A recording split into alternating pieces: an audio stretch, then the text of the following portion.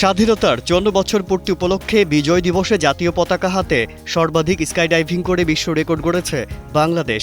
Guinness World Records কর্তৃপক্ষ এই অর্জনকে আনুষ্ঠানিকভাবে স্বীকৃতি দিয়েছে বলে জানিয়েছে আন্তঃবাহিনী জনসংযোগ পরিদপ্তর। মঙ্গলবার আইএসপিআর জানায় ১৬ ডিসেম্বর ২০২৫ মহান বিজয় দিবসে ঢাকায় আয়োজিত বিশেষ প্যারাশুট জাম্প অভিযানে একসঙ্গে আকাশে উত্তোলন করা হয় ৫৪টি জাতীয় পতাকা। এর মধ্য দিয়ে বিশ্ব রেকর্ড গড়ে টিম বাংলাদেশ। বাংলাদেশ সশস্ত্র বাহিনীর প্রশিক্ষিত স্কাইডাইভার ও প্যারাট্রুপাররা এই অভিযানে অংশ নেন। পুরো কার্যক্রমের পরিকল্পনা ও বাস্তবায়ন করে আর্মড ফোর্সেস ডিভিশন।